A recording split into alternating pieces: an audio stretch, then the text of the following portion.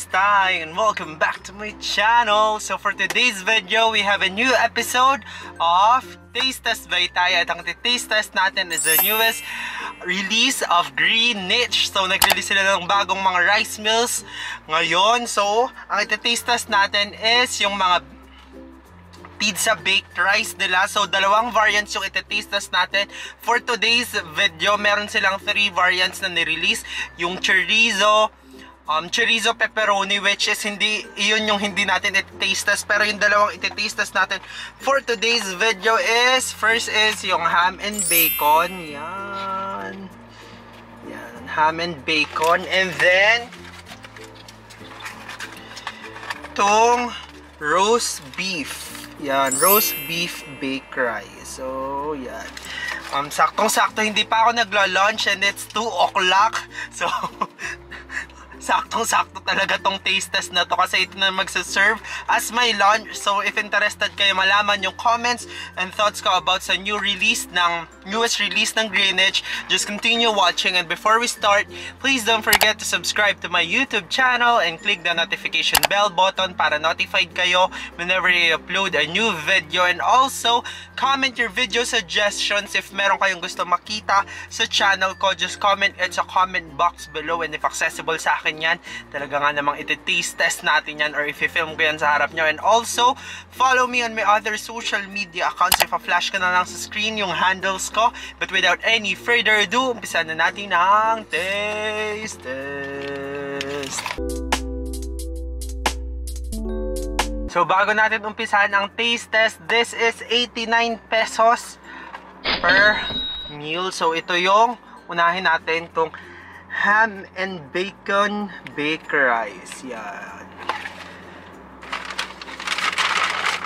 Actually, gusto ko sanang tikman yung chorizo and pepperoni kaso hindi siya available dun sa branch na pinuntahan ko. Kaya ito na lang, ham and bacon and also yung roast beef. So, tikman na natin. So, yan.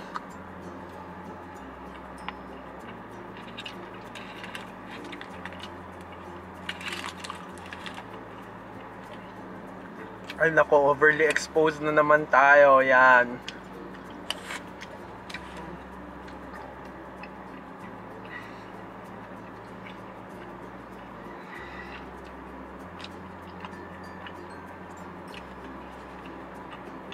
So tapos na tayo sa ham and bacon. Move naman tayo dito sa roast beef. Yan. Di lang ako nag-e-enjoy na may nakikita ko mga onion kasi hindi ako kumakain ng onion, pero pipiliin ko siya without onion ang aking kakainin. Para siyang garlic pepper, ano yun? Yung sa Jollibee, yung garlic pepper rice ba yun? So tikman na natin.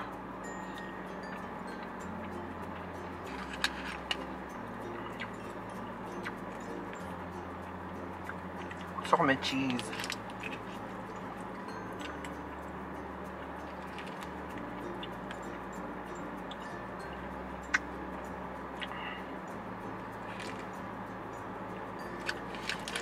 Ayaw ako ng cheese.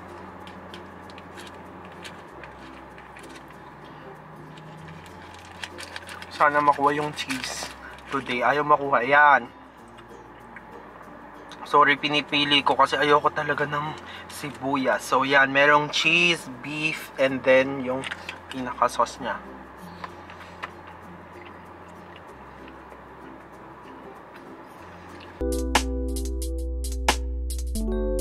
Tapos na nating i-taste test yung newest edition ng Greenwich sa kanilang menu, which is yung ham and bacon baked rice, ham and bacon pizza baked rice, and also yung roast beef pizza baked rice. So yan. So unahin natin tong ham and bacon. Tong ham and bacon is too creamy for my preference. Hindi kasi ako fan ng white sauce, or I mean mas gusto ko yung red sauce than the white sauce. It's sayang hindi available yung chorizo and pepperoni. Yun pa naman yung gusto ko sanang i-taste test talaga, yung chorizo and pepperoni, pero ito lang available kaya ito yung na-order. Dapat yan, Hindi kasi ako fan ng white sauce and it's too creamy for my preference. Also, matamis yung pagka-creamy niya. So, imagine niyo na lang na may bacon plus ham plus creamy sauce na matamis tapos rice. So, yun yung feels nito, and this is not for me kasi hindi nga ako fan ng white sauce, and also medyo natamisan ako dun sa pagka white sauce niya. So yun lang yung masasabi ko dito sa ham and bacon pizza baked rice. And for the roast beef pizza baked rice, surprisingly nagustuhan ko to, pero hindi ko talaga kakainin yung sibuyas kahit ano mangyari. Matamis din yung pagka roast beef niya, pero okay sa preference ko yung tamis niya. Nagbabalance naman with the cheese, yung alat ng cheese, kaya talagang nababalance out yung tamis ng pinaka sauce ng roast beef. And also yun nga, malambot yung beef niya, which is good. And considering the price, sobrang goods to. Meron ka ng roast beef sa halagang 89 pesos. It's so good. And surprisingly, mas nagustuhan ko to than this. Than the, tawag dito, ham and bacon pizza baked rice. Mas okay tong roast beef pizza baked rice. Pero for sure, kahit hindi ko pa na-try, feeling ko pinaka magugustuhan ko talaga is yung chorizo pepperoni pizza baked rice. Maybe soon iti-taste test ko yan, pero sa TikTok lang, hindi dito sa YouTube. So yun, i-comment ko na lang siguro sa baba yung thoughts ko doon. So yun lang yung masasabi ko sa newest addition ng Greenwich sa kanilang menu, which is yung pizza baked rice na line. Tapos na tayo sa taste test and tapos na rin tayo sa comments. It's now time for my rating para sa newest release ng Greenwich, which is yung line ng pizza baked rice. So under that line, meron tayong 3 variants. Yung chorizo pepperoni, which is hindi natin na-taste test sadly. And then yung ham and cheese pizza baked rice, and then yung roast beef pizza baked rice. Roast beef, gusto nyo yun, walang F. Roast beef. So, game! Unahin natin tong i-rate tong ham and bacon pizza baked rice. For the ham and bacon pizza baked rice, bibigyan ko to na, it's 5 out of 10 for me. Saktong-sakto lang siya, pero hindi ko siya o-orderin ulit. Yun, 5 out of 10. And if fan ka ng white sauce, try nyo to. Kasi may kakaiba tayo ng preference. Hindi ako fan ng white sauce, kaya 5 out of 10 siya, medyo bias. And then for the roast beef pizza baked rice, bibigyan ko to na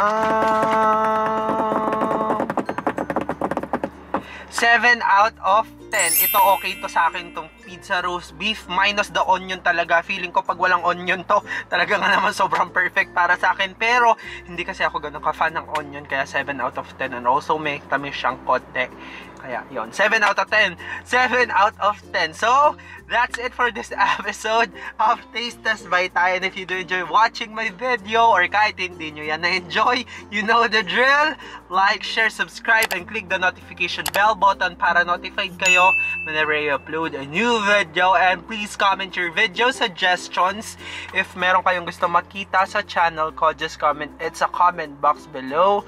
And if trip ko talaga i-taste test yan, talaga nga naman i-taste test natin yan. And wala akong nakapilang video for the next upload, pero meron akong target. Parang gusto ko i-try yung bago sa Krispy Kreme, yung kanilang donut na brownie, and also yung chocolate ring truffled, basta yung chocolate din.